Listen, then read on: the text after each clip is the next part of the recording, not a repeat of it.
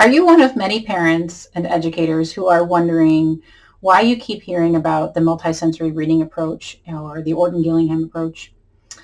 I'm here to clarify what this approach is and why it should be used with specific students and not with others. I'm Dr. Jen Schlaber with Lasting Literacy Solutions, and I use my 20 plus years in education to help families and educators know more about literacy learning, because when we know more, we can do better. So what is multisensory reading instruction? Multisensory, let's just focus on that piece. So multisensory instruction is instruction that links visual, auditory, and kinesthetic or tactile. So teachers, especially primary teachers, have been using multisensory instruction for years. This is not new. Think about this one. The itsy bitsy spider climbed up the water spout. Down came the rain and washed the spider out. Okay, that little tune that we did as children, and still is being done with children, incorporated visual, okay, auditory, the words of the song, and kinesthetic with our hands. And it helped kids to learn the words of the song, what the words meant, all of that. So we've been doing this kind of instruction for years for lots of different purposes. But multisensory reading instruction or multisensory language teaching, you'll also hear that, is the application of multisensory methods to teach students how to decode, okay, which is using written letters and their corresponding sounds to know how a word is said.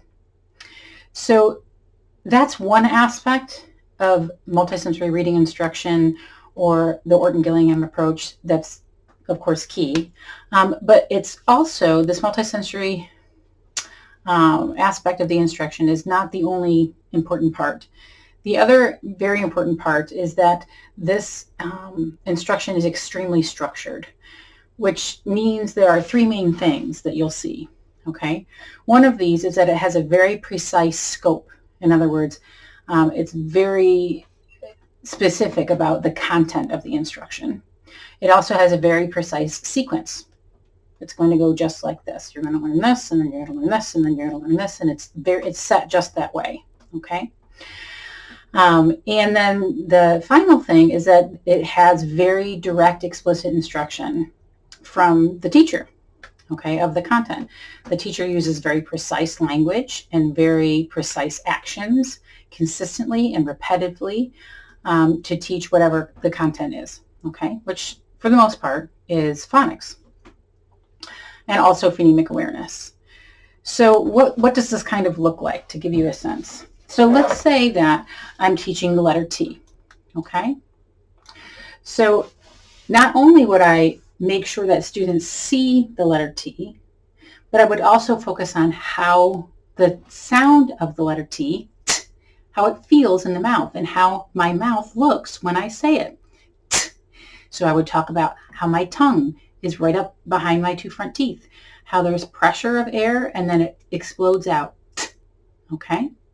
And I would also go into visually how the letter looks, okay? It goes from the top line to the bottom line, and then it crosses towards the top. Again, top line to the bottom line, crosses at the top, okay? And so, again, combining what is seen, what is heard, and what is felt, we also might do skywriting, okay, is what this multisensory reading instruction is all about, is combining, linking those three modalities. Let's say that we're going to use multisensory reading instruction to decode a word, okay? I might focus first just on the sounds. So t, a, p, top. Again, what we do with our finger is actually really important here, okay? The touching of each dot, okay? Sometimes we use little discs or little squares, and then associating those with the sound that we're making, okay? Is really important for phonemic awareness, like pretending the letters aren't even there. T, a, p, top. Or like this, t, a, p, top. Okay, again, focusing on sound. And then we also would focus on the letters, how they look, okay, where they are on the lines, how we form the letters. We do all of these things linking all those modalities to teach phonics, okay, and to teach decoding. So, did that clarify some things for you? My hope is yes. And if it did clarify some things for you, I'd like you to click that like button on the bottom. If it's not quite clear what multisensory reading instruction is or the Orton-Gillingham approach, let me know with a question in the comments below. So why should multisensory structured language instruction be used for some students? Well, brains are not all the same. Surprise, shocker, right? Most, 90% of students, under normal circumstances, will learn the sounds of our language, often before they even attend kindergarten, and connect them to the symbols of our language with much less intense instruction. It's still phonics instruction, phonemic awareness instruction, still needs to be well planned and focused, but does not require as much time, repetition, or the deliberate nature of multisensory methods.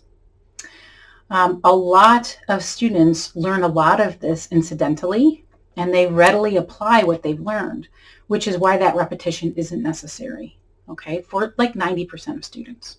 But some students, around 8 to 10%, have differences in their brains that make learning the sounds of speech very challenging. And they have even greater difficulty when they try to map those sounds of speech onto the symbols or letters. And these are people that are diagnosed with dyslexia.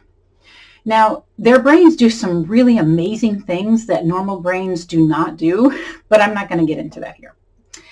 So, why not just do multisensory structured language instruction with all students? It seems pretty amazing, right? Well, is this a question that you've heard or that you've had yourself before? Give me a thumbs up down below so I know I'm hitting on something good here. Well, first of all, we should not be doing multisensory structured language instruction with all students because it's extremely time intensive, and time is everything. The best way to get better at reading is to write, to read, and to be read to. Period. Spending inordinate amounts of time on this one component of language, phonics, is unethical for the majority of students. It's really also quite boring. The repetition, the same concept being done exactly the same way. For those kids that already get it, it's not a good use of their time. It's pretty boring. And for those who do not get it, the kids with dyslexia, the students with dyslexia, for them, it's often like solving the world's most baffling puzzle, and it's life-changing for them, which is great, wonderful. But using MSR for students who don't need it, it kills motivation and engagement in reading and writing. For most students, beating that dead horse of phonics makes reading a chore, which is like the last thing that we want, okay? And that deters them from actually reading, actually applying the skills that they've learned. In addition, using multisensory reading instruction or the Orton-Gillingham approach with all students can change how students define what it is to be a good reader and a good writer. A good reader interacts with text. They know that reading is thinking. And a good writer seeks to interact with their audience. They know that writing is communicating their thinking. In addition, when phonemic awareness and phonics are overemphasized, and I really want to stress that, I am not saying that we shouldn't be doing phonics instruction. We should, okay? But when it is overemphasized with students who do not need it, they begin to think that simply saying words or spelling words correctly is the goal.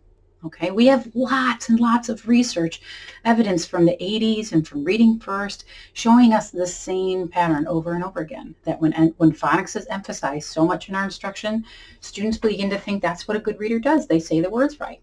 Okay, this results in readers who read, not really reading, sentences and entire paragraphs or pages with accuracy, and they can't tell you anything that it's about. And that lack of comprehension is much more difficult to fix than decoding. Are you looking to learn more? Connect with me on my website, lastingliteracysolutions.com. And thanks for visiting.